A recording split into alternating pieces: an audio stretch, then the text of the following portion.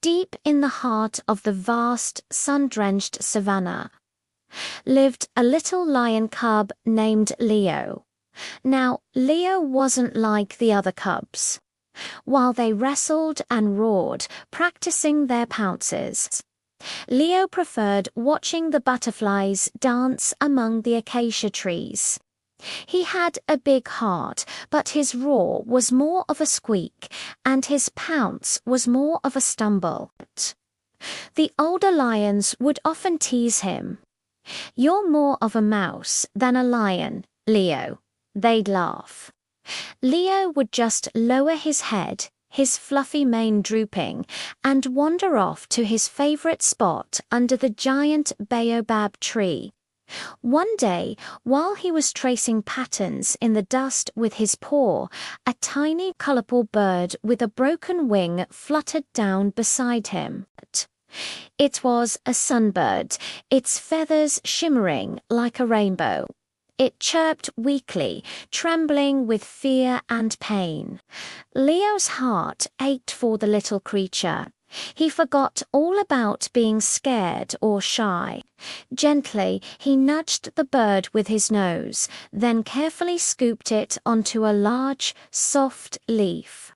He carried it to a sheltered nook in the roots of the baobab tree, away from the harsh sun and prying eyes. For days, Leo became the little sunbird's protector.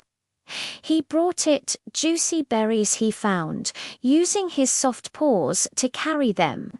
He would lie beside the nook, his small body a warm, furry wall against the cool night breeze. The sunbird, who he named Sunny, slowly began to heal. Its chirps grew stronger, and it would hop onto Leo's head, pecking gently at his ears. They became the unlikeliest of friends. Leo would tell Sunny about the stars, and Sunny would sing him songs of the treetops. For the first time, Leo didn't feel like a scared little cub. He felt like a guardian. As Sunny's wing mended, a dark shadow fell over the savannah. The dry season had been long and harsh, and the waterhole was shrinking day by day. Tensions grew among the animals. One afternoon, a pack of hyenas, bolder than ever due to hunger, began to circle the nearly empty waterhole, snarling at the smaller animals who dared to approach for a drink. The zebras, the gazelles, and the warthogs scattered in fear. Even some of the younger lions kept their distance, intimidated by the hyenas' menacing laughter. Leo's pride, led by his powerful father Mufaro, stood their ground, but they were outnumbered. The hyenas were relentless. From his spot under the baobab tree, Leo watched the scene unfold. His heart hammered in his chest. He saw the fear in the eyes of the smaller animals, the same fear he often felt himself. He looked at Sunny, who was perched on a branch above him, chirping in alarm. Sunny looked back at Leo, and in that moment Leo wasn't thinking about his squeaky roar or his clumsy pounce. He was thinking about his friend and about all the other small, frightened creatures. Something inside him snapped. It was a feeling he had never known before, not fear, but a fierce, burning need to protect. He took a deep breath, puffed out his chest, and let out a roar. But this time it wasn't a squeak. It was a real, ground-shaking roar that echoed across the plains.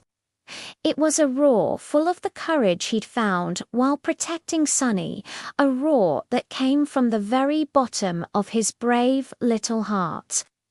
Every head turned. The hyenas stopped their snarling, their ears twitching in surprise. The lions of his pride stared, their eyes wide with disbelief.